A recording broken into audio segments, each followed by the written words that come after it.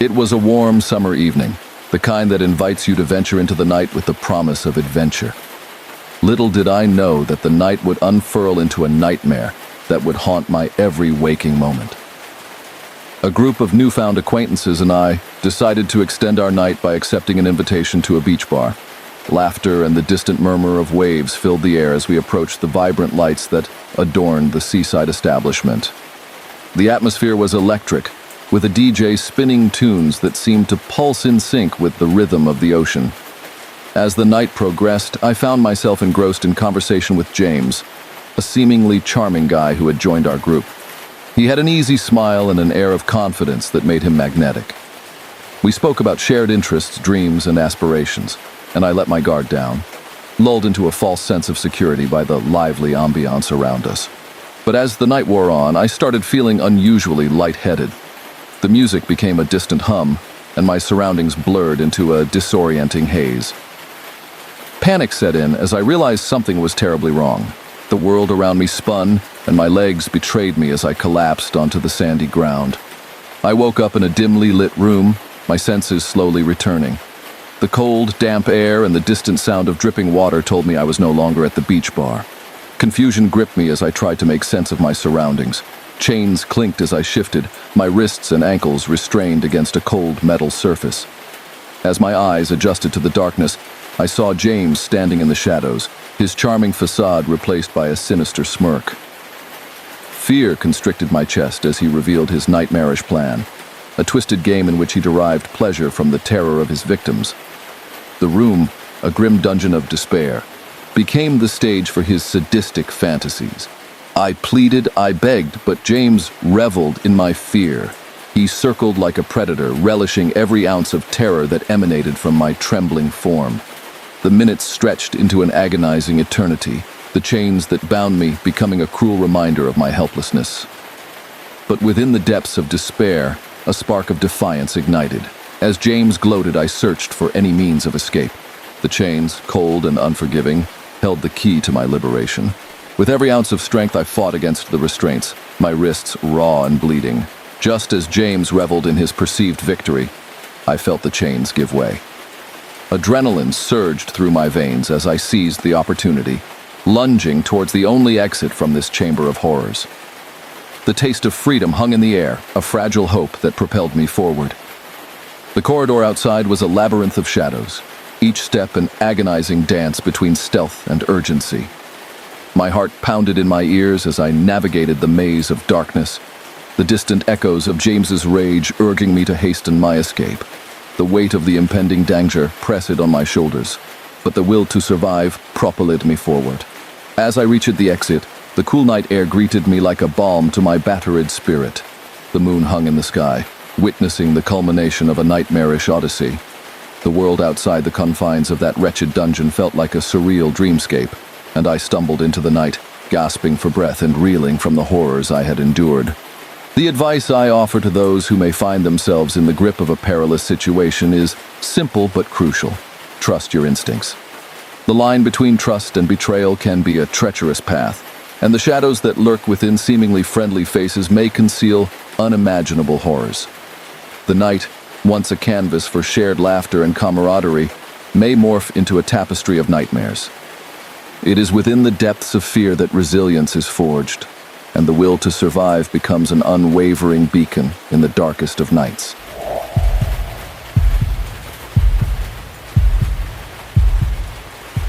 The sun dipped below the horizon, casting long shadows across the dense woods.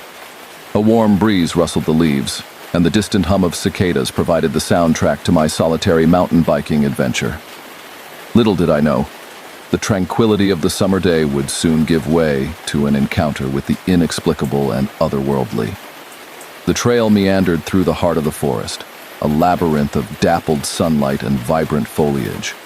With each turn, the anticipation of the unknown hung in the air like a thick fog. The solitude, usually comforting, now bore a weight of unease as storm clouds gathered overhead, casting an ominous hue over the landscape. As I pedaled deeper into the woods, the atmosphere shifted.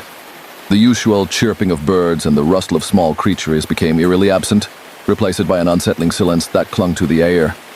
An inexplicable tension settled in my chest, and I hesitated, considering whether to turn back.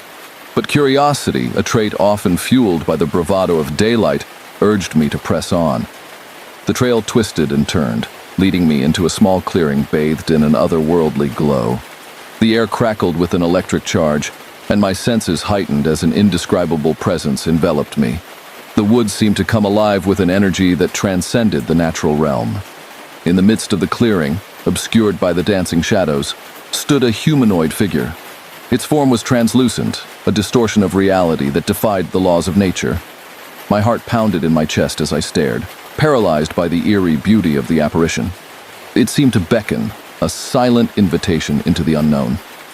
As I cautiously approached, the figure retreated into the dense thicket, weaving through the trees with an ethereal grace. Panic mingled with fascination as I pursued. The line between curiosity and fear blurred. The woods, once familiar, now became a labyrinth of uncertainty, and the supernatural entity seemed to toy with my senses. The storm above intensified, thunder echoing through the trees like a haunting drumbeat. Raindrops, heavy and cold, pelted the forest floor as I pedaled furiously to keep pace with the elusive figure. The once serene woods transformed into a surreal battleground between the natural and the supernatural, each raindrop a reminder of the ethereal forces at play. With every twist and turn, the figure remained just out of reach, a mirage in the shifting shadows. Panic clawed at my chest as the realization set in. An escape from this otherworldly encounter seemed impossible. The boundaries between reality and the paranormal had dissolved, leaving me trapped in a realm where the laws of physics bowed to unseen forces. Suddenly, the apparition halted, its translucent form flickering in the stormy gloom. It turned to face me, and its features contorted into an expression that sent shivers down my spine, a haunting blend of sorrow and malevolence. The air thickened with a foreboding presence, and an invisible force pressed against me, restricting my movements. In that moment, I understood the gravity of my situation. The woods, once a haven of natural beauty, had become a stage for a supernatural phenomenon beyond my comprehension. The figure advanced, its spectral gaze piercing through the storm, and I braced for an unknown fate. As it drew near, a blinding flash of lightning illuminated the clearing. In that split second, the figure vanished, leaving only the haunting echo of its presence. The storm began to dissipate, and the oppressive atmosphere lifted, returning the woods to a semblance of normalcy. Exhausted and bewildered, I emerged from the woods, the trailhead a welcome sight on the edge of the now tranquil forest. The memory of the other-worldly encounter lingered like a spectral afterimage, a reminder of the thin veil that separates our reality from the unknown. The advice I offer to those who may find themselves in the grip of an otherworldly encounter is to tread carefully in the realms that defy explanation. The natural world, while often understood, holds mysteries that transcend human comprehension. As the sun sets and shadows lengthen, be mindful of the thinning veil between our reality and the supernatural, for the woods, once a sanctuary, may harbor entities that exist beyond the boundaries of understanding.